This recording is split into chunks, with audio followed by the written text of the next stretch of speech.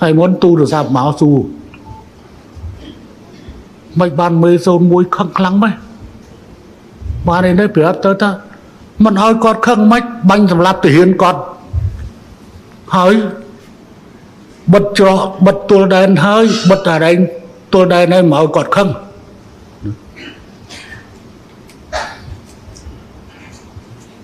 ខ្ញុំថាអាដាមថៃជីនខ្វះការអប់រំកូន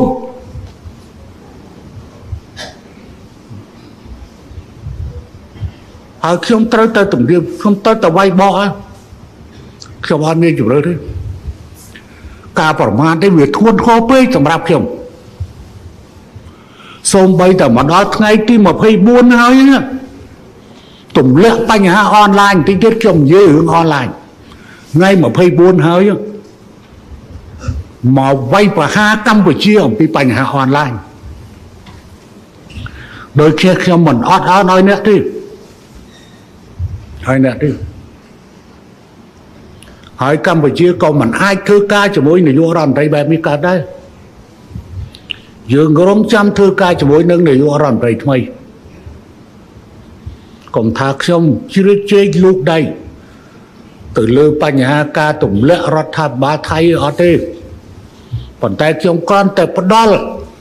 ឲ្យទៅប្រទេសថៃបានដឹងថានាយករដ្ឋមន្ត្រីធ្វើអំពើស្មោកគ្រោកបែបណាចំពោះជាតិសាសន៍ខ្លួនឯងតែប៉ុណ្ណោះ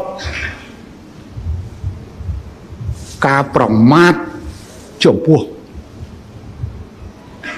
នាយទាហានម្នាក់ដែលជាប្រធានយោធវង្សវិវាជាការប្រមាថព្រះមហាក្សត្រថៃព្រោះការតែងតាំងឧត្តមសេនីយ៍គឺមានតែព្រះមហាក្សត្រទេដែលមានបរិជ្ជសិទ្ធិ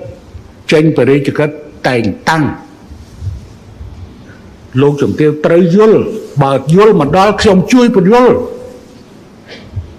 ប្រមាថឧត្តមសេនីយ៍តូម្នាក់មិនចាប់បាច់ដល់ឧត្តមសេនីយ៍តូទៅខ្ញុំហៅថាឧត្តមសេនីយ៍អញ្ចឹងទៅគឺស្មើនឹងការប្រមាថអង្គព្រះមហាក្សត្ររបស់ថៃតម្រង់តើជាអំពើអ្វីទុកឲ្យថៃវិនិច្ឆ័យខ្លួនឯងទៅប៉ុន្តែសម្រាប់ហ៊ុនសែនលោកជំទាវថាតាក់ទិចចរចាឬយុទ្ធសាស្ត្រចរចាលោកជំទាវមើលហ៊ុនសែនខុសហើយលើលោកនេះដូចជាមិនតាន់មាននរណាដែលអាចបោកប្រាស់ហ៊ុនសែនទៅរួចទេដែលអាចមានព្រៀបលើការចរចាជាមួយហ៊ុនសែនទេ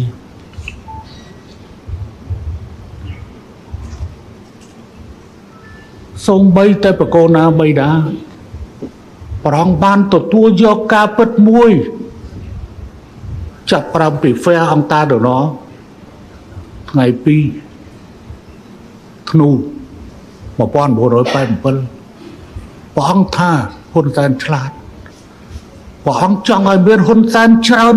ឲ្យកម្ពុជាមានហ៊ុនសែនច្រើន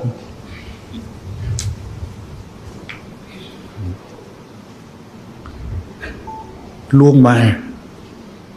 បកូនណាបច្ចុប្បន្ន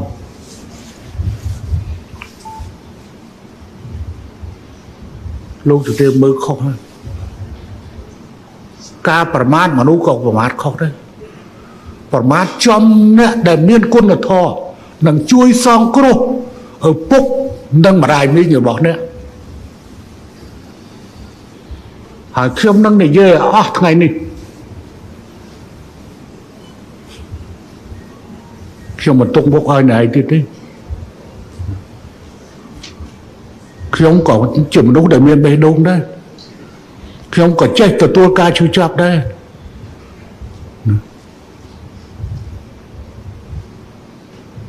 អ្នកអាចប្រមាថជួនជាតិអ្នកឯងបានតែមិនអាចប្រមាថខ្ញុំបានទេអ្នកឯងប្រមាថឧត្តមសេនីយ៍កងទ័ពរបស់អ្នកឯងស្មើនឹងប្រមាថព្រះមហាក្សត្រដើម្បីបំពេញចិត្តជនជាតិបរទេសខ្ញុំជាបរទេស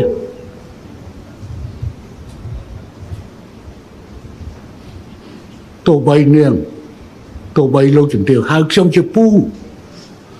ក៏ប៉ុន្តែយើងពិភាក្សាបញ្ហាជាតិហេតុអីបានលោកជំទាវត្រូវវាយប្រហារកងទ័ពខ្លួនឯង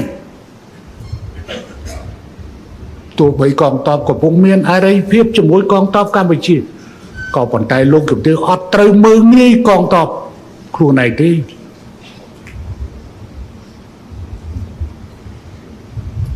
បើមានបញ្ហាអីមានវិន័យអីគឺលោកជំទាវត្រូវនិយាយទីក្នុងខ្លួនឯងមិនត្រូវនិយាយប្រាប់ជនបរទេសទេខ្ញុំក៏ដូចគ្នាខ្ញុំធ្វើនយោបាយរដ្ឋមន្ត្រីវាឆ្អែតឆ្អន់